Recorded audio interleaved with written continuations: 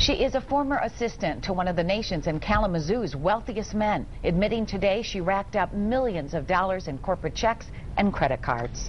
Janet Karpus, who once served as Stryker Corporation's Jon Stryker's assistant in federal court today, answering fraud charges. 24-hour News 8's Joe LaFurgey looking into how much she took and why she did it. Janet Karpus told a U.S. District Court judge today it was simple. Once she started spending that money, at first just to cover debts, she just couldn't stop. At one point, she threw away a $10,000 watch. In court, the one-time top assistant to Jon Stryker told the judge what began as a way to cover her personal debt became an obsession. Karpus telling the judge, quote, "My behavior became like an addiction. I knew it was wrong. I couldn't help myself," end quote.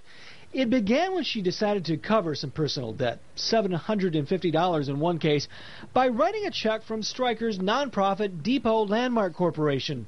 Karpus had access to the company's checkbooks and credit cards, but the spending spiraled out of control. Between May of 2005 and February of 2009, she racked up over $1.6 million on the company checks and credit cards. Company trips to New York turned into $30,000 to $40,000 a day spending sprees. Dropping $20,000 on watches and other jewelry, furniture, and clothing became commonplace. Karpus told the court she'd sell some of the items on eBay for half their value. What she didn't keep or sell, she gave away. Bags of expensive clothing to the Salvation Army. And in the case of the $10,000 watch, she threw it away. Karpus admitted to the judge, quote, "It was just a manic type of behavior," end quote. Okay. Karpus declined to talk to us on camera as she left the courthouse.